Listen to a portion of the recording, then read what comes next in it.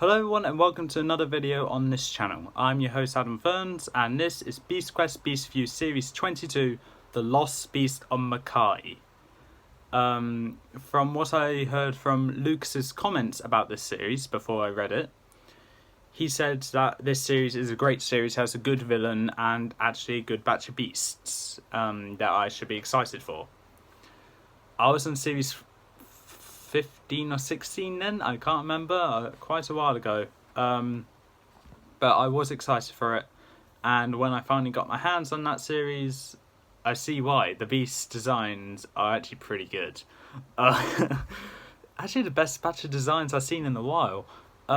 Anyway, so without any further ado, I'm going to need to turn the fan off because it's going to blow my page over. Let's get right into this with the first book of the series. Menux, the Sabretooth Terror. Design is an 8 out of 10. As you know, I judge it on the cover design without even opening the book. So, it looked intimidating to me. I liked the little saber-tooth metal blade kind of thing, it looks like there. And the chains wrapping around its neck and the manacles it has going around its wrists. Abilities are 7 out of 10. It has a thick hide. It can use its tooth as a sword, which is kind of unique, and its tail can be used as a whip along with sharp claws. That is all I have to say for its abilities. And its fight was an 8 out of 10. This one was an interesting fight. It essentially showed Menux having no weakness apart from fire. So naturally what Tom did was lead him to the top of the Red Steel Forge, which is where they fought, and knock him into a giant furnace, where Menux slowly, rather quickly, burnt to death. Okay. And that is all for Menux, actually. That was actually pretty quick. The total for Menux is 23 out of 30. It's a good start, great scores all around actually.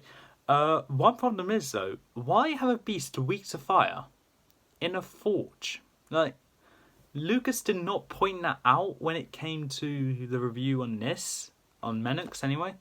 But I was asking myself when I found out it was weak to fire, why is it in a forge then?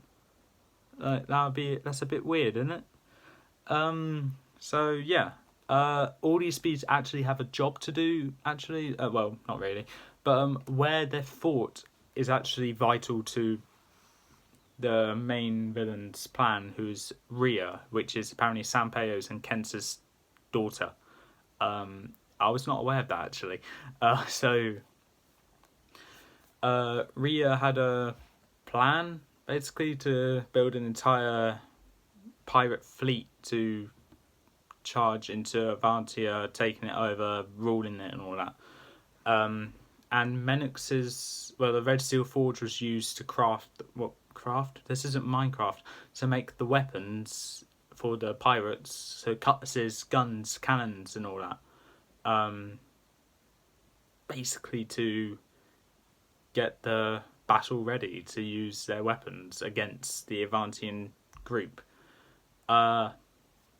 And Menux's job basically was to snack on anyone that wasn't doing their job. So, yeah, okay. Moving on. We have Lana, the Swarming Menace.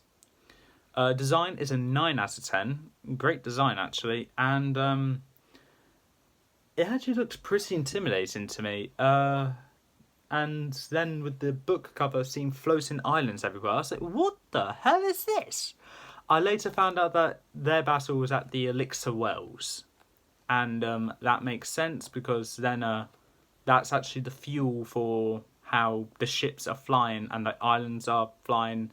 And that's also how Sanpeio got around in Series 8. Not the Tree of Being. The Tree of Being was used to make a portal to go to other realms to take them over. Lucas said that in his review where he got a bit confused. So I'm just clearing it up. That's what the Tree of Being was for. The Elixir Wells, the Elixir, I guess, is what makes the ships fly. The abilities are an 8 out of 10. It has a tough outer shell, sharp claws. It can fly. Its wings can beat so fast that it creates a very harsh buzzing sound, and also creates gusts of wind like Hawkeye. And probably my favourite ability, because we haven't seen it since Series 16, is that Lana can go into a swarm form and attack her victims from there, and then reassemble herself back into this form. That was last seen from Solix, the Swarming Menace, I believe it is, in Series 16. Also, a bug-like beast. Yeah, that is Larnak for you. And the fight was an 8 out of 10. It basically had Tom surfing on his shield to get to Larnak. Found out that her underbelly was a weakness, but instead of going for that, he lured her underneath one of the island platforms where that exploded and tons of rock just crushed Larnak to pieces.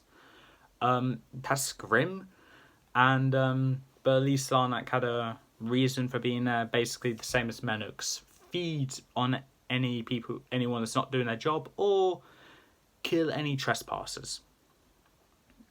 It failed. So the total for Larnak is 25 out of 30. Honestly, really shocking that I got 25 actually.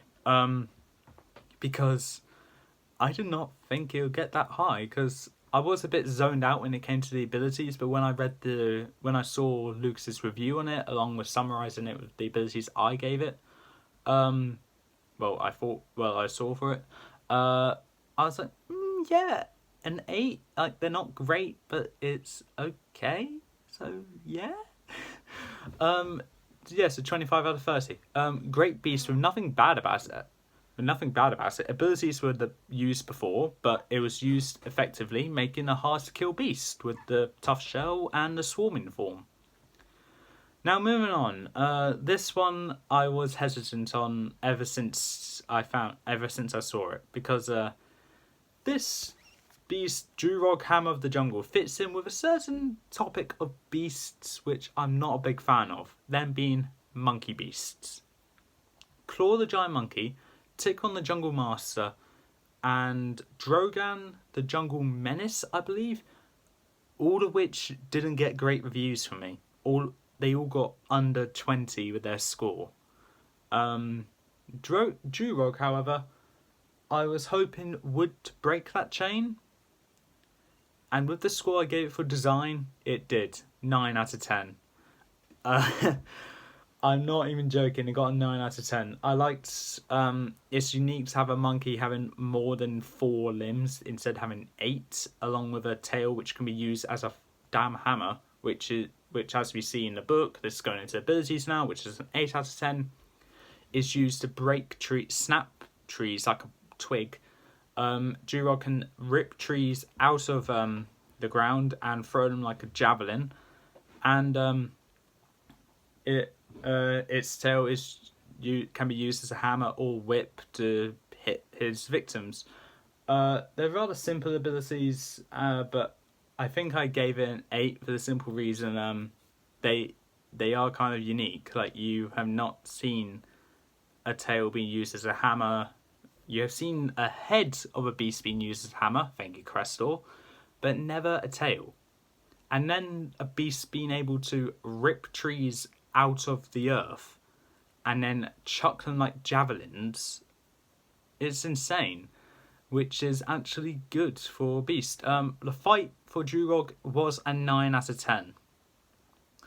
This fight was kind of divided into 2 different fights. The least impressive out of them was actually the final fight, which involved all the people that was captured to pin Durog down. Was this kid's father chopped off Durog's tail where he just died.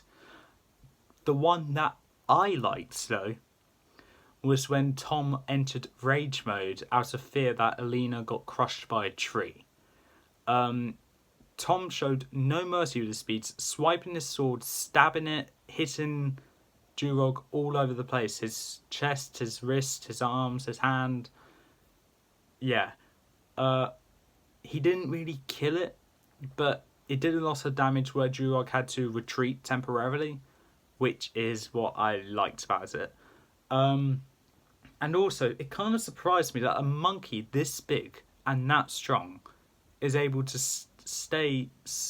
stand, I guess, at the top of a tree without breaking the branches it's standing on. It baffles me about that anyway. The total for Durog is a 26 out of 30. Easily the best beast so far, with great abilities and so much for a perfect one. And a design and fight being just as good. If it's not obvious to you already, Durog was in the jungle, and his job was basically to rip trees up and make these slaves, I guess. Chop them up for using them to make ships, basically for Rhea's fleet. And moving on to the final beast of the series, Isetta, the Cursed Siren. Design is a 9 out of 10. It's a great design, very intimidating, the most intimidating beast, in my opinion, I have you know.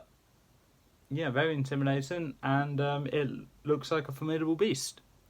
Abilities are an 8 out of 10. It's incredibly fast swimmer. Surprisingly, it's pretty damn big. Sharp claws, a dagger-like hand, and of course sharp teeth, which all count to the scores, along with setting an eerie sound, which was shown in the book that Lucas didn't take note of though. Sorry, mate. That can make people weary, make them look around to try and find what's making that sound, but they couldn't. Tom couldn't find it anyway. I'm guessing that is like the siren part where they just lure their victims in, not as well as Soldier can, but that is an ability for Isetta. And the fight was a 9 out of 10. For a beast that I thought would be solely water based, I didn't have great hopes for its fight. It was solely water based, but because it absorbs the water, being able to, that's another ability, being able to breathe outside water because of the water flowing around inside her body, she's able to come onto the land as well. And it took place in the water, on a cliff, up an anchor chain, and on a boat where her dagger arm got cut off and she exploded. Okay, so the battle took place pretty much everywhere in the Bay of Heroes, and the total from Isetta is 26 out of 30. It was actually a really good beast, and Isetta's job was to guard the ships before Rhea let them out, and due to the amount of elixir being highly combustible on each ship, that was used to blow all the ships up.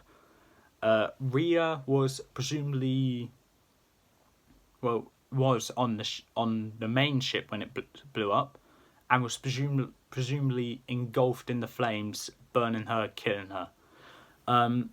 Anyway, Isetta, 26 out of 30, an excellent finale for a great series and a great beast it is. And actually, all these beasts were a great batch, actually. Moving on to the totals now. Designs is a 35 out of 40. Rather even designs, all intimidating, but Menix is the worst. But the beast score for design, the best beast score for design so far. The best score for design so far. And I think it's going to be a hard one to beat because it's virtually nearly perfect. Just 5 points off. Abilities are 31 out of 40. Compared with previous seasons, one of the best, with great abilities on each beast. Some were seen before, but not very often, and others were unique, especially Menix's sword tooth thing, along with Durog's javelin tree throwing. And the fight was 34 out of 40. Best score for fight so far, and deserving of it as well. All of them were great, and with the best score for designs, abilities, and fights, I think it's fair to say the grand total is the best so far, which it is. We have 100 for the score. Best score so far, obviously, and deserving of it. It was all the beasts. Deserving of it, as all the beasts were great and got better towards the end, and I need to say they did. Durog and Isetta were absolutely great beasts, and Durog I did not think I'd like a lot at all, but I did, which is actually saying something.